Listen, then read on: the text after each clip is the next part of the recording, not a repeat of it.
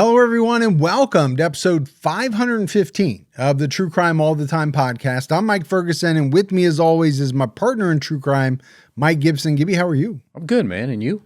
I'm doing good. Yeah. Although I just noticed this mark on the desk. I don't know what it is. It's on your side. It wasn't. It my is fault. on my side. You look like you want to blame me for something that I don't even sit over there. You might have been over here doing something. I don't know. All right, buddy. Are you ready to jump right into this episode? Yeah, I'm ready. We're talking about Sharron Erickson. When retired county worker Sharron Erickson was murdered in a small Nebraska town, people in the tight-knit community soon started pointing fingers at each other. Sharron's murder remained unsolved for months until a tip brought a suspect who had previously been cleared back onto police radar. Oh, the old blame game. Yeah. Can you imagine, you live in a pretty small town. I do. Village. Can you imagine a murder there and people just pointing the finger down at the feedlot store or whatever it is the hell you guys have there? I don't know what you have. Half of them would be pointed at me automatically. Yeah. For whatever reason. For probably very good reason, but. Outside of that, yeah. I mean, there'd be some interesting conversations going on in the local diner and the barbershop, the post office, People like to gather at weird, like the other day I saw people gathered at the Family Dollar store around the counter. I'm like, what? When you live in a very small town, there are not a lot of places to gather. Yeah, I imagine. It was a weird place to gather. Like, I just want to pay for my stuff. You guys take that conversation outside or something, There's like 5 dudes in overalls with hay hanging out of their mouth, just talking about the weather, I guess, or whatever people talk about. What's going on right now in the world. Yeah. So Sharron K. Behrens Erickson was born on August 15th, 1936. She grew up on a farm near Colon, Nebraska, a small village in Saunders County. Colon has a population of just over 100 people. I find it weird that the town is named after a body part that's used to get rid of waste. And I'm sure I'm pronouncing it incorrectly, even though it looks exactly like colon. It's probably colon, or somebody's going to email me. I'm just saying, But I'm more struck by 100 people. That's really small, man. I mean, you could go into the local grocery store down the street here. There's 200 or 300 people in there, I swear. Pretty easy, yeah. But I grew up in a small village. You live in a village now, but even 100 people is small. That's tiny, man. Yeah. So Sharron moved into town in 1956. She was previously married, but was divorced at the time of her death. She had no children. For 37 years, Sharron worked as a clerk at the Saunders County Treasurer's Office in nearby Wahoo. Oh, kind of Wahoo. A cool place. Fun to say. Probably drank Yahoos at Wahoo. Maybe. Maybe they got a Wawa in Wahoo. Where they bought the Yahoo, the drink? I doubt with that small of a population. Yeah. But it was said that Sharron was known for her bubbly personality and always having positive things to say about people. Well, there's only 100 people. You know what? You better not be mad-mouthing people when you only have 100 people in the town. Word's going to get around pretty quickly.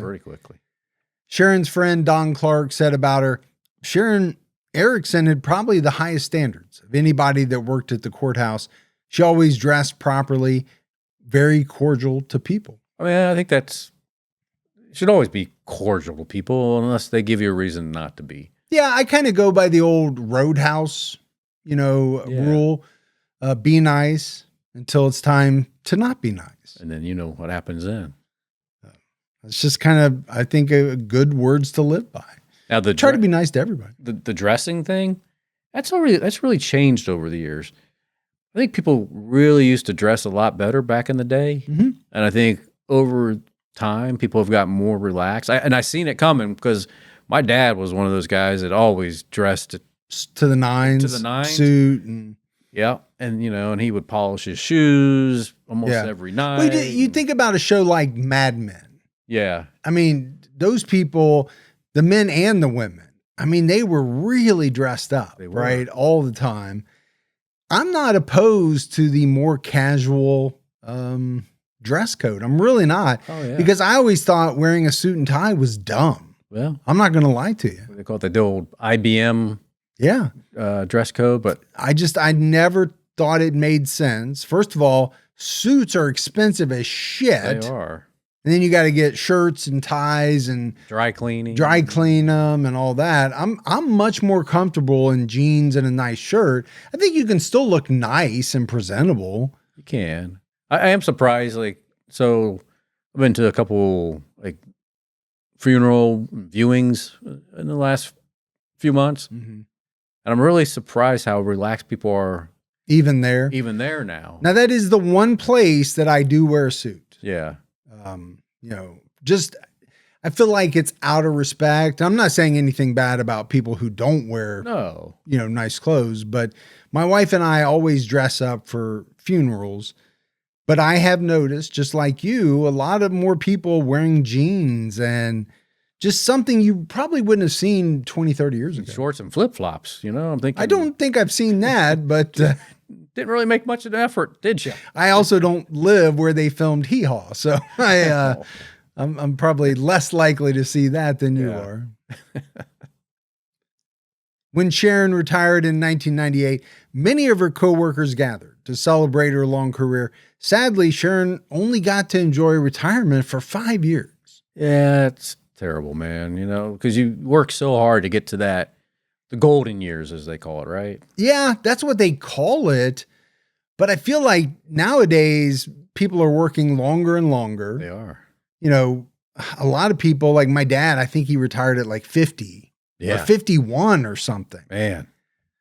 Who in the world is retiring at 50 nowadays? Very few people. Be nice to do that old 30 years and out. Yeah. They don't seem to have that as much as they used to. And, people have less options as far as pensions nowadays. There's less companies that offer those types of things. So sometimes you have a penchant for a pension. Mm-hmm.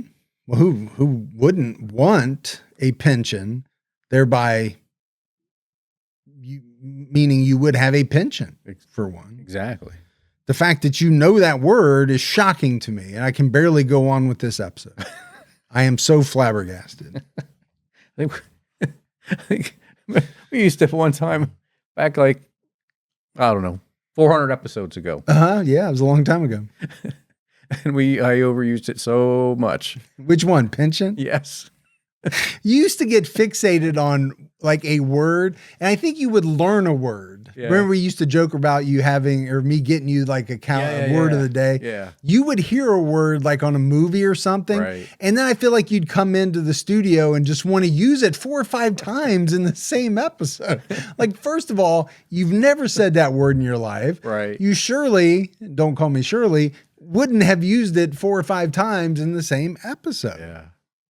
But, getting back to the retirement thing, I feel like back in the day, okay, if you retired at 50, man, you were still really young. Yeah.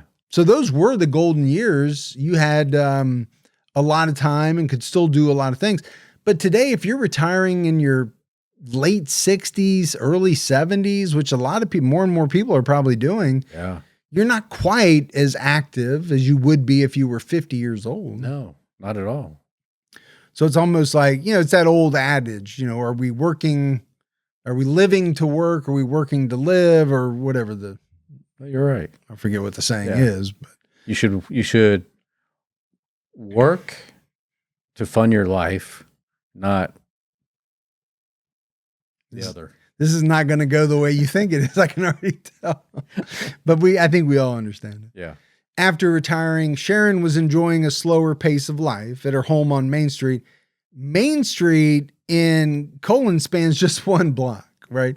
Which is going to happen when you live in a town with only 100 people. I mean, you only have so many homes if you only have 100 people. Yeah, so it was said there was a bank, a post office, 1 restaurant, a bar, and a few houses. Okay. And probably 1 stoplight, right?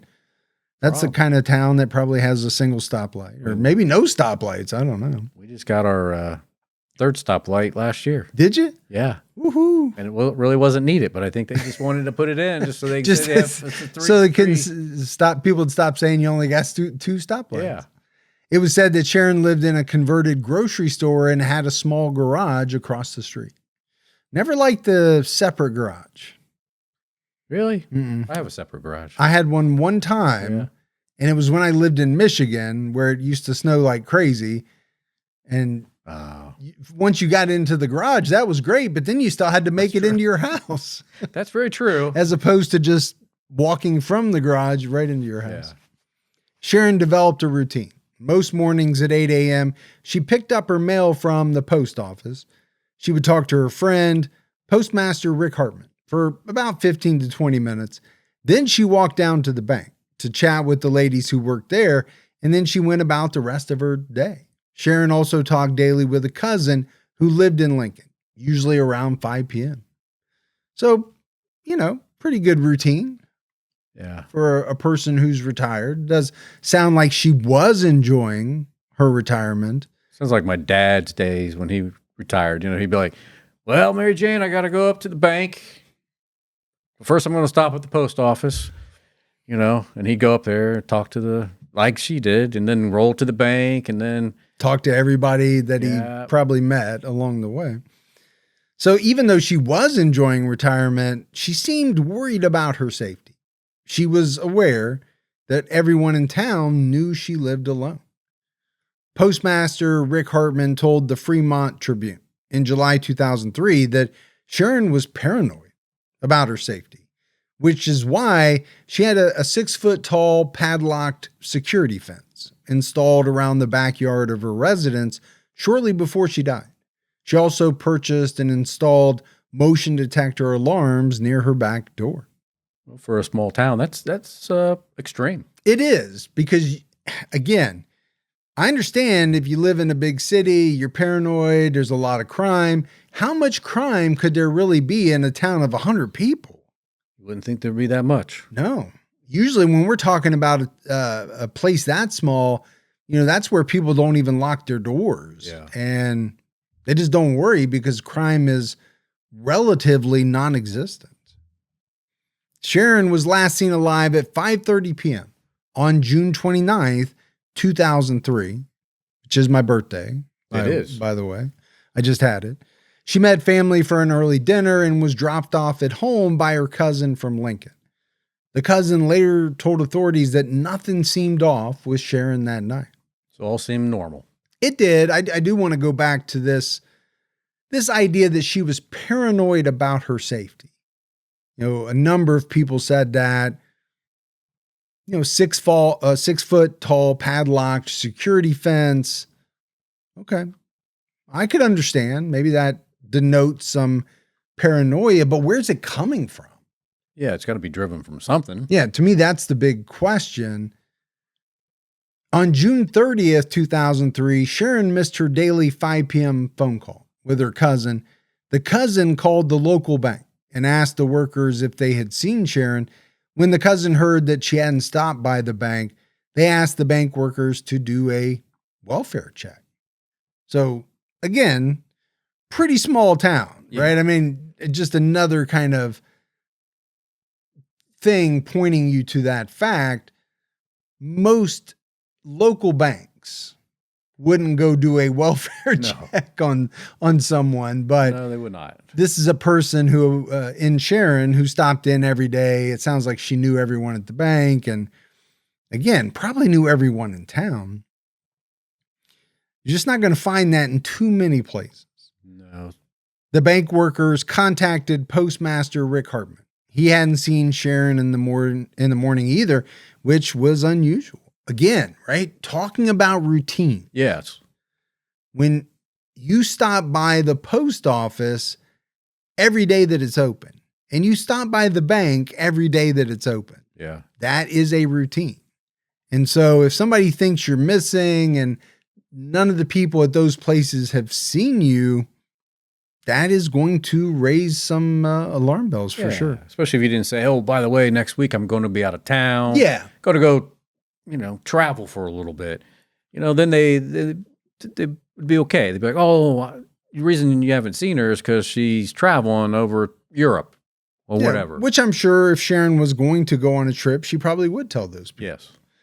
Hartman had a key to Sharron's home. He and the bank workers walked over and began searching for her. They noticed that Sharron's house was unlocked, which was unlike her, and an alarm on the handle of her back door was going off.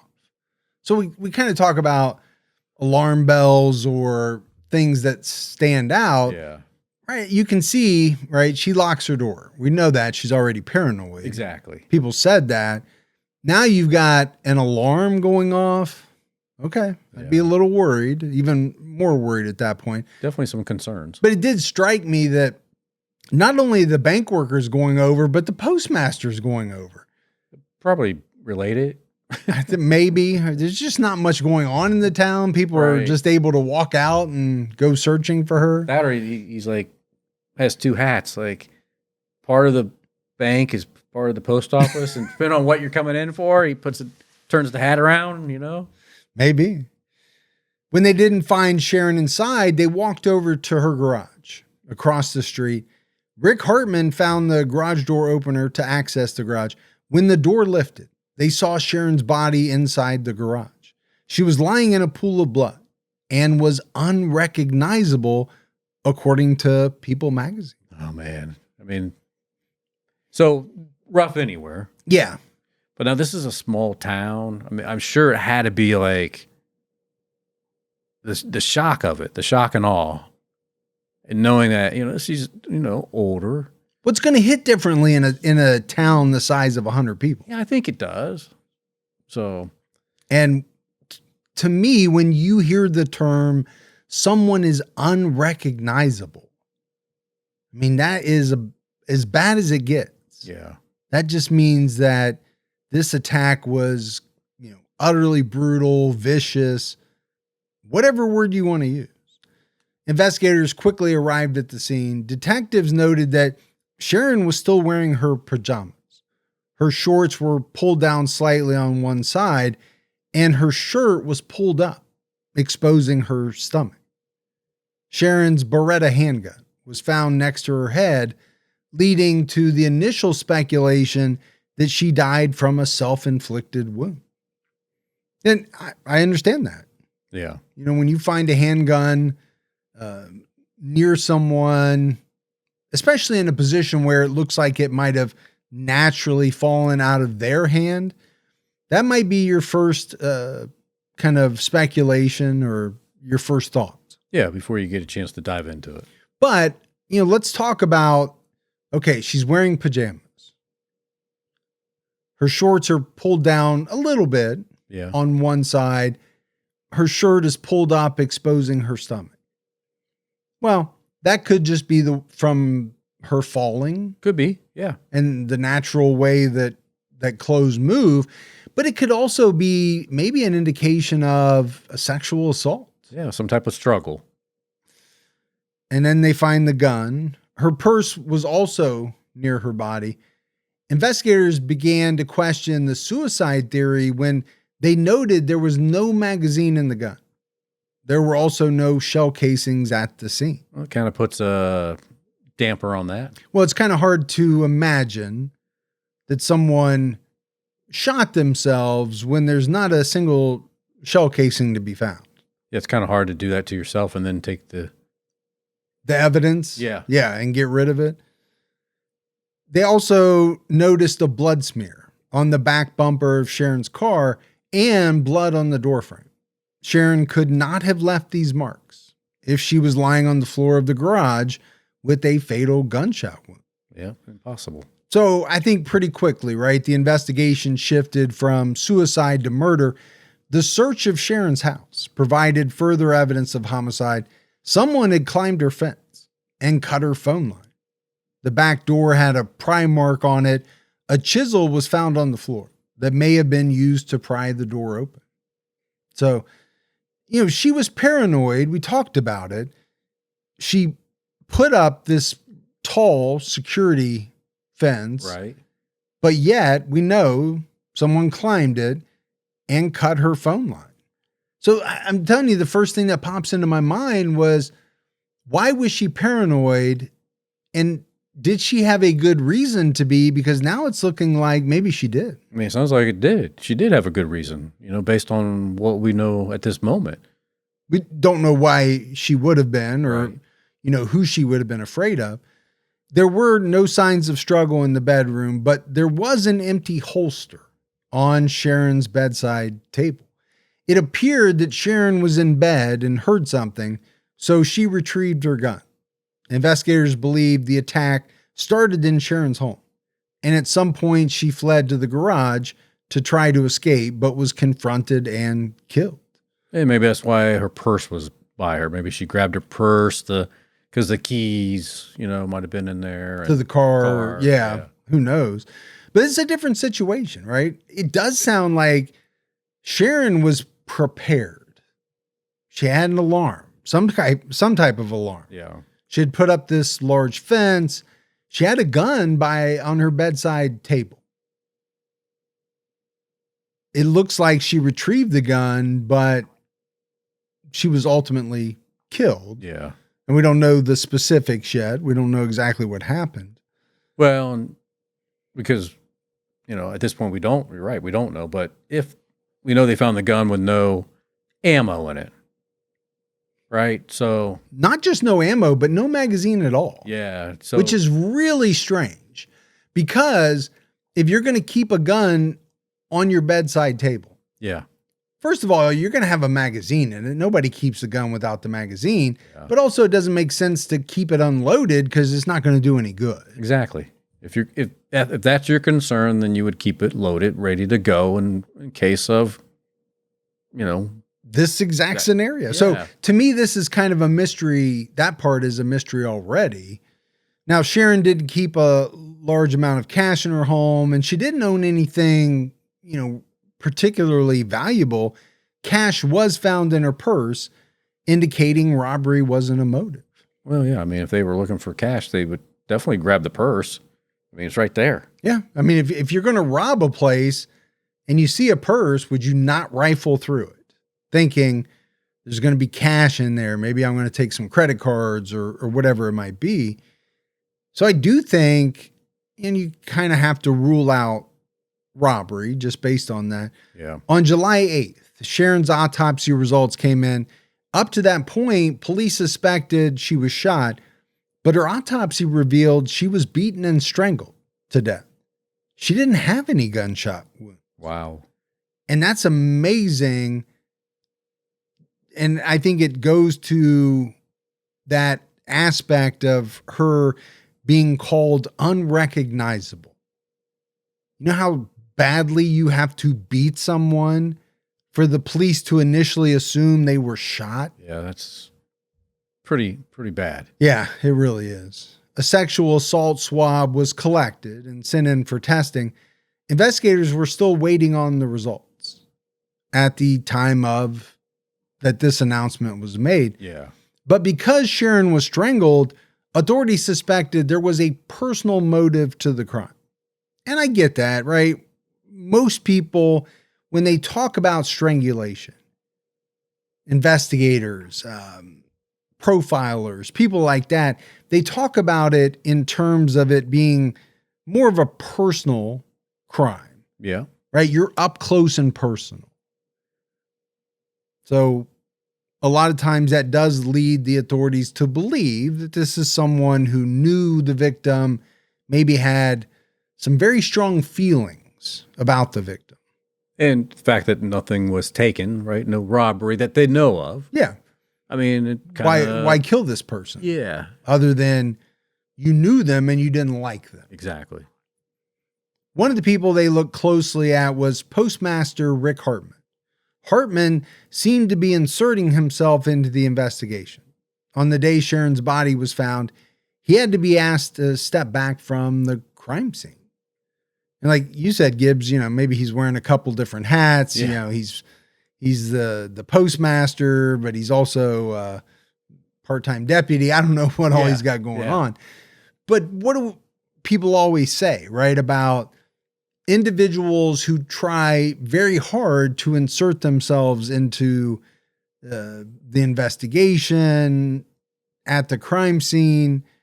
Usually it's a bad sign. Typically. Now, this is a small town, village, and, this is somebody that she would talk to every morning. Yeah, I think they were good friends. Yeah. So, and he's also one of the people that showed up at the house to look for her. Mm-hmm.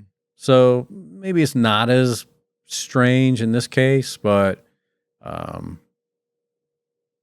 think there's more of a personal connection in a town of 100. Sure there is. You're going to know people a lot better than you would in a town of 100,000 or 1,000,000 or whatever.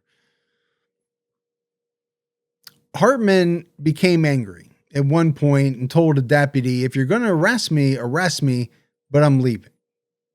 Okay, maybe a strange thing to say. That seems a little bizarre, right?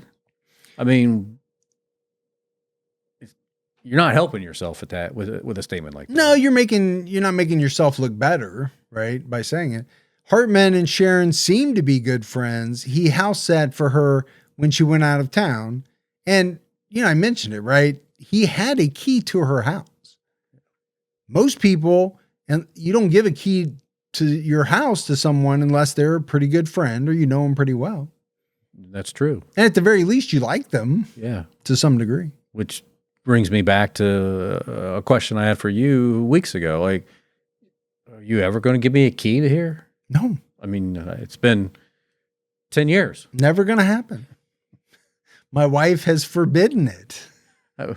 You talk about paranoia. She wouldn't sleep at night if she thought you had a key to the place. I really wanted it when you guys were in Jamaica. I was like, can I get that key now? No, you cannot. So after the murder, rumors circulated that perhaps he and Sharron were more than friends, despite Hartman being married.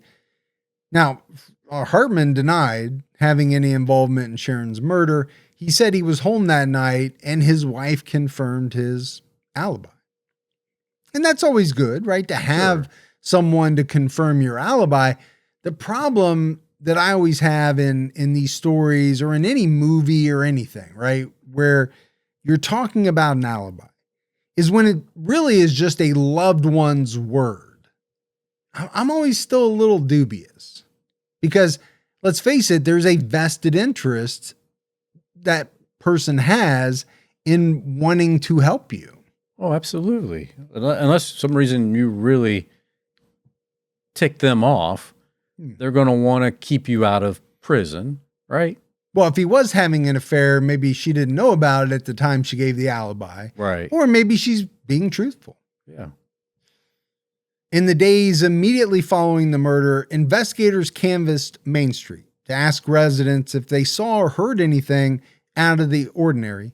They spoke to the Mars family, who lived behind Sharron. The Mars son, 25-year-old James, was a farmhand. He had been in trouble with local police before. All right, are you going to want to talk to James if you're investigators? Yeah, I think so. Oh, for sure. He lives right behind her. He has a rap sheet of some sort. When investigators spoke to the family, James was cooperative and answered their questions. It was said his mother was cooperative as well. I was trying to think, a town of 100. I mean, your pool of suspects has got to be kind of small, unless it's just a lot of bad people hanging out in that town. Well, it can't be larger than 99. Well, if there's 100 people and one person is dead, there's 99 people to look at. I mean, obviously, that's just the people in town. Right. But that's where, most murderers come from, right? They're normally known to the victim. Not always. You could have a stranger murder, but good. But it's where you're going to start. Yeah. Now, James said that on the night of June 29th, he went out to a bar in Wahoo and afterwards went to a friend's house. Then he went home. James's mother told police she was up waiting for him, and James' friend also confirmed his alibi. Well, James' mother, come on.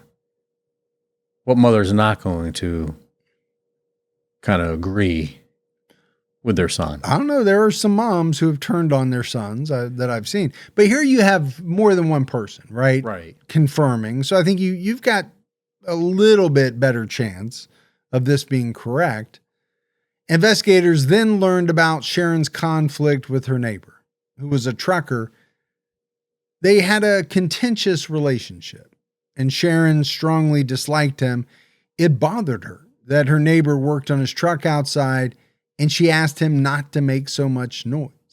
The trucker also reportedly had a strong personality and wasn't afraid to tell Sharron what he thought. What? You don't want me to work on my truck outside? Where else can I work on my truck besides outside? Yeah, I mean, again, I don't want to say anything disparaging about Sharron because she's the victim in this story, but we probably all had neighbors like that. Again, I don't know how much noise this guy was making. Maybe he was revving the engine like crazy or whatever it was. But I've had some neighbors who have complained about things that to me didn't seem like there was any reason they should be complaining. Yeah. And to be honest with you, I am the type of person that will not shy away from telling them how I feel. I actually quite enjoy it sometimes. In a strange way, you absolutely do. Mm-hmm. You kind of, it makes you really happy. Well, especially when I think somebody is way out of line. Right. Now, if I'm out of line, I'll be the first one to say, oh yeah, sorry about that. I'll tone it down or do whatever. But if I think you're just being petty, I'm going to give it back to you. As you should. No doubt about it. Yeah. The trucker admitted that he sometimes did things to antagonize Sharron, but on the night of the murder, he was working in another state. He brought in receipts from a truck stop that cleared him as a suspect. And you would think that a trucker, especially in the more modern era, would have pretty good documentation. I would think so too, with all the records they have to be able to produce if they get pulled over. Yeah, especially nowadays when I think they're tracked by GPS and all that type of stuff. But even in in 2003, I'm sure they had records, and this guy's got a receipt from another state. So probably not hard to figure out that it wasn't him. These truckers, man, they got some nice rigs and setups, and some of those rigs are darn expensive, though. They are, man. They're like a little apartment on the inside. Right. Sleeper cab, and maybe you got a little microwave, an espresso machine. I don't know what all they got in there. Maybe we should take this on the road. That does not sound appealing at all. You think I want to spend the night with you in a sleeper cab? It's big. What's big? I don't think you're helping yourself there. The sleeper cab. Room. What are we going to record the podcast in the lot of a truck stop? Hey, that'd be kind of cool. I guess it would. We got some good trucker friends. They all come over and support us. That would be kind of cool, actually. Yeah. Except for the part about you and I having to sleep in the same sleeper cab. Now, if we had our own big rigs. Well, that'd be different. That'd be different. Like one Smokey, the other one Bandit. Or you just drive the big rig? I'll have to drive the big rig. You drive the little Trans Am, keeping the cops away. Why does it have to be Smokey and the Bandit? So the investigation was at a standstill until DNA results revealed Sharron was sexually assaulted. Before she died, the semen sample was sent into the lab in hopes of finding a match in the database, but it would take several weeks to get the results if there were any. And that's the thing about DNA, right? It's great if you can find a match. Well, that's it. You got to hope that what you're looking for, someone has got themselves in some database out there. Somewhere, because if not, it's still good, but you're in kind of a holding pattern. Yeah. Until you can find the match. Police focused on interviewing Sharron's male friends and getting cheek swabs for additional comparison. And you would think, because we're talking about such a small town, that would be pretty easy to do. You would think. So 100 people, what we got? Maybe 40 males, 30 males? I don't know how many, but... You need a swab from each and every one of you. I would do that. And whoever doesn't want to do it, I'm going to look at you even closer. For sure. Rumors continued to circulate about Postmaster Rick Hartman. He was not publicly declared an official suspect, but he did remain on police radar due to unusual behavior. Oh, the unusual behavior stuff. It a lot of times really trips people up. Yeah. It's like they trip themselves up, right, by how they act. So in September of 2003, Hartman showed up at Sharron's estate sale. This already raised police suspicion because of some killer's tendency to revisit a crime scene. True. But I think what really got their attention was the fact that he was interested in buying Sharron's mattress. And police found that very suspicious. I would think that would be off the charts as far as suspicious activity. Yeah, because they started to wonder if maybe his DNA was on that mattress and that's why, he wanted to buy it. So he was brought in for more questioning. At first, he denied purchasing the mattress, but eventually he admitted to it. He said he bought it for one of his kids who was going to college. I get it. You want to save a buck. Yeah. But, I mean, this is a woman who was murdered. Yeah. I know my daughter would not be happy if I sent her off to college with a mattress that belonged to a murdered individual. No, she didn't even want the one that I tried to sell you to let her have mine. Yeah, that thing looked like a Jackson Pollock painting. I don't know what it had been through. Some of the stains didn't even look human. No comment. So this is weird though, right? Yeah. He shows up at the estate sale and wants to buy her mattress. It's bizarre. Oh my gosh. Like that's one thing. I know people they're good with buying used this and that. Yeah. Like, for me, I'll never buy a used mattress. No, me neither. Some things I'm okay with. Yeah. But used mattress is not one of them. I mean, it's something that is very personal, I believe. Yeah. It's something you're going to be sleeping on for long periods of time. Plus, who knows what people do on or did on that mattress. Exactly. You just don't know. Most of it is something I wouldn't want to know. Yeah. Probably. Even if you did know, you still probably wouldn't want it. So on October 10th, 2003, the lab results came in. Unfortunately, there were no matches in the database. And, that's something that just comes up a lot. It does. With DNA. Investigators had not yet compared the DNA sample from Sharron's body to the DNA of her male acquaintances.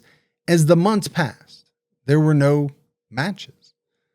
Police focused on following up on all potential leads, but, the case went unsolved. And that had to be extremely frustrating. My other thought is here, Gibbs, in a town this small, I'm thinking most of those people were not in a DNA database. Probably hadn't gotten in that type of trouble, right, to be required. Yeah, no reason to have their DNA in a database. In the spring of 2004, Rick Hartman agreed to take a polygraph, which was inconclusive. He also submitted a DNA sample, which was not a match. Well, I mean, that's the bigger piece right there, right? Yeah. The DNA. Yeah, the polygraph being inconclusive, and you can make that of what you want, but to me, it doesn't mean that much. 8 months after the murder, the Fremont Tribune reported that talk of the case had quieted down, but residents were still affected. And I can imagine this is an event that would affect a town that size for many, many years. Oh, I would think the conversations would continue for a while. Like, who did it? I'm sure everybody in the town had their own person they thought did it, like most towns do. Yeah. I'm sure a lot of people were suspicious of this Rick Hartman guy. Yeah. Sid Morker, owner of the Stardust Tavern near Sharron's house, said, every once in a while, someone will say something, but the more time that goes by, the less they're apt to solve it.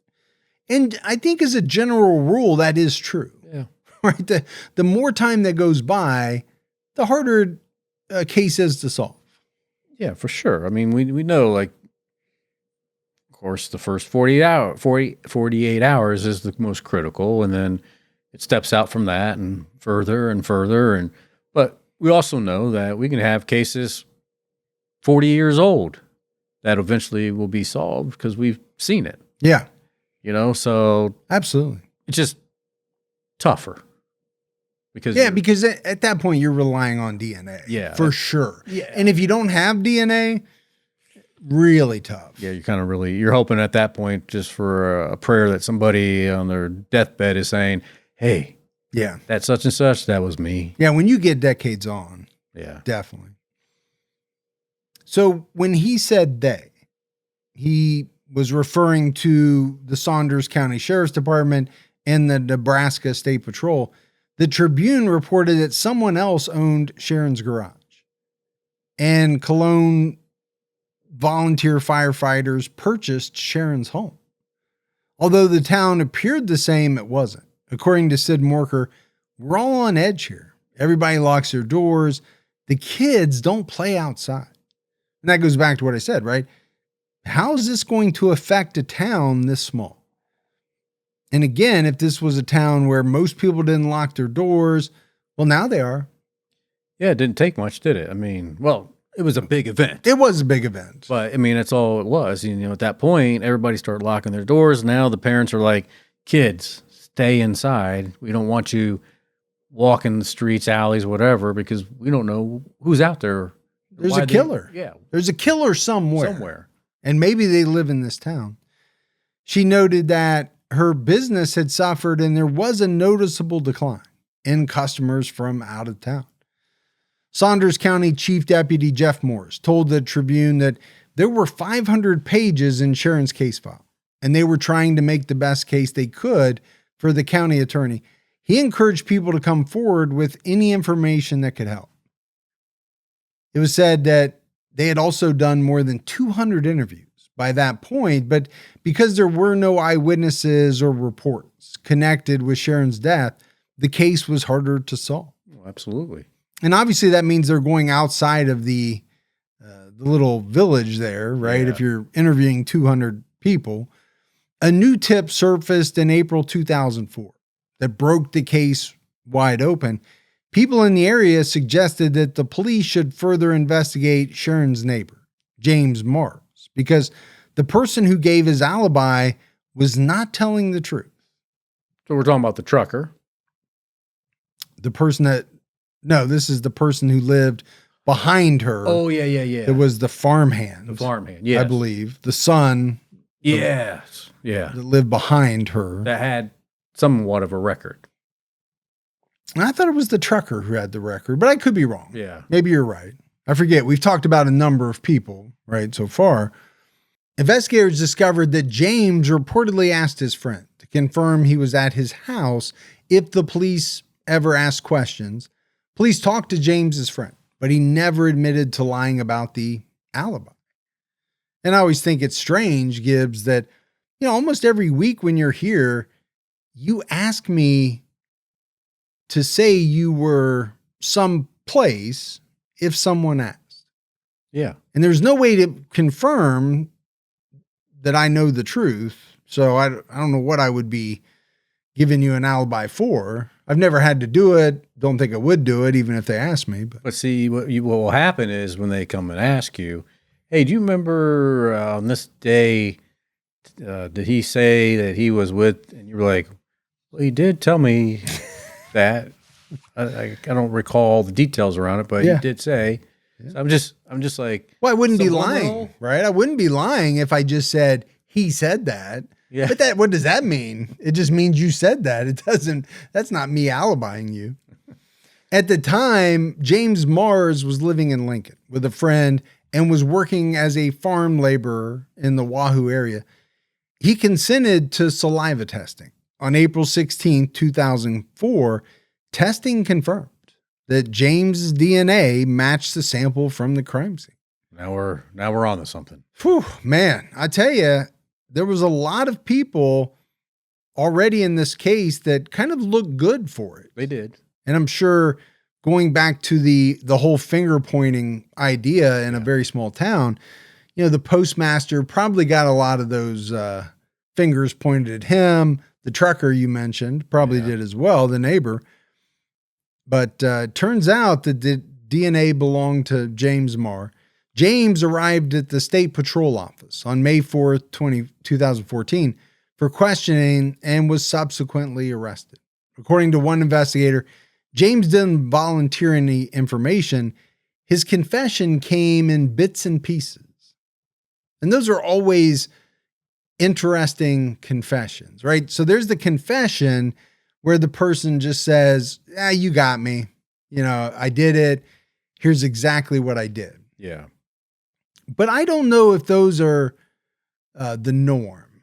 I think what's more apt to happen is somebody denies, but then they give a little away and then things just start to crumble, right? And the confession kind of slowly comes out over time, but it's normally because they can't hold their stories together. Yeah, because they don't know what the truth is compared to some of the lies they're telling. Yeah. James said that on the night of June 29th, 2003, he drank at a bar in Wahoo and did a line of cocaine with a friend. When he got home, he was hoping to get some gas and beer money, so he decided to steal from Sharron's home. He jumped her fence, cut her phone line, and was trying to kick in her back door when the alarm went off. Sharron came out and confronted him with her gun, which was not loaded. She recognized who he was, called him an asshole, and told him to leave.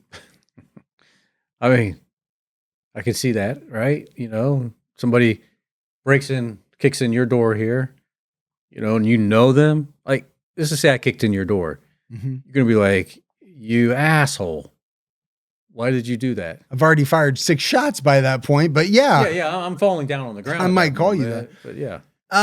But to be honest with you, I said it earlier, what good is the gun by the bedside if it's not loaded? It's no good at all. It's not. Now, maybe she thought just by having it, that would be enough to scare someone away. And maybe that is true in some circumstances. Yeah. And I get it. Some people don't like guns. They don't want a loaded gun anywhere near them. But when you're confronted with a very serious situation, if you point a gun at somebody and they know it's not loaded, and I'm telling you right now, in certain guns, if the magazine's not in there, it's not that hard to tell. Yeah. The magazine, a lot of times, either is flush or it sticks out a little bit. And just by looking at the gun, you can tell there's no magazine in there. I don't know. But she must have thought just the sight of the gun alone, right, would be enough to scare someone off. But at that point, things shifted. James told Sharron, go ahead and shoot me. And when she didn't fire, he attacked her. Yeah, because he knew he had nothing to lose at that point because the gun wasn't loaded. Maybe he knew that. Maybe he didn't. And he also, at that point, knew that his ID was made. Yeah. So maybe he didn't even know the gun wasn't loaded, but maybe he didn't care. Yeah. Let's not forget, he's hopped up on cocaine. He's been drinking. That will do it to you. He's probably not making very good decisions in that state. Sharron ran into the house. James jumped the fence again and saw the garage door open. He knew Sharron was going to get in her car and flee. So he ran across the street and confronted her. He told her to shoot him again. And when she didn't? When she didn't. Sound like you're from that town right there. I know. He beat her again and strangled her. He refused to admit to sexually assaulting Sharron and began shutting down when the questions turned in this direction.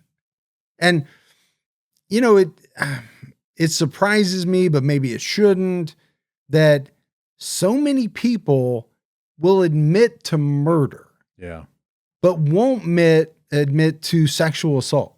Well, I think on the shameful ladder, sexual assault is much higher than murder for some reason. Yeah, I think you're right. Especially, if you're in prison and people find out that you sexually assaulted an elderly woman, they're not going to look good. That's why people also, they might admit to killing 15 people, but won't admit to murdering a child. No way. Because that would not be good for them in prison. No, that's pretty much a guaranteed death sentence. Not that they care about it. They probably don't care about it. No, they care about them. They just don't want anybody else to know what they've done. Investigators suspect the assault was opportunistic rather than fully planned out. And I get why they would say that, right? I'm not sure he went there with that thought in mind. He went there to get some money to rob her. On May 5th, 2004, James Marr was charged with first-degree murder and perpetration of or attempt to perpetrate robbery, perpetration of or attempt to perpetrate burglary, and perpetration of or attempt to perpetrate sexual assault. Perpetration going on here. Yeah. And those are hard to say. Perpetration.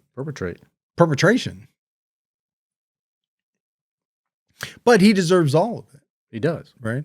In June, James's mother, Donna Maris, told the Fremont Tribune the family wasn't worried about the trial because they believed he was innocent.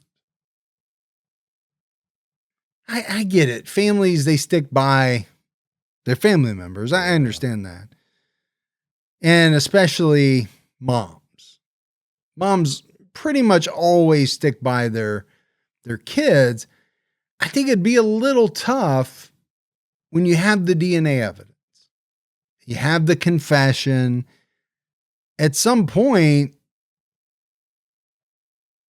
when do you stop saying that this person is innocent?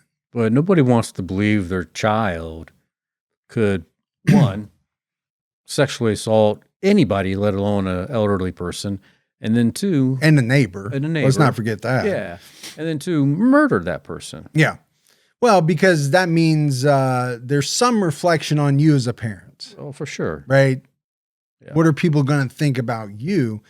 James's brother, Mike Marr, said he and James had just returned from Kansas the night of the murder. They got to Cologne about 10:30 p.m. and James went to Wahoo. See, I'm changing the name. I noticed that. Of the city because I think it's Cologne now. And it just sounds better than colon. Well, it does sound better than colon. I'm going with that now. According to Donna, James returned home between 1 and 1:30 a.m. James didn't act suspiciously, though, during the 10-month investigation, and Donna said he was his normal self. Prosecutors hit a stumbling block when James's confession was suppressed because he never established that he was waiving his right to an attorney. However, the prosecution still felt confident in their case because they had DNA evidence proving James assaulted Sharron. They determined the tool used to pry the door open belonged to his father, and they knew he asked his friend to lie about his alibi. James had also bragged about the murder to 6 of his prison cellmates. I just don't I'll never understand that. No. You know, you're in prison and you're just boasting about what you done. And you haven't been convicted yet. Yeah. I get it. Once you're convicted, maybe you're saying that because, you know, you want the cred, right? Sure. Or whatever it is in prison, but you're still on trial for your life. And you're like, yeah, just telling everybody you did it. And you don't think that's going to get back to prosecutors? I mean, you got to know how criminals are. Yeah, they're going to use that any way they can. Yeah.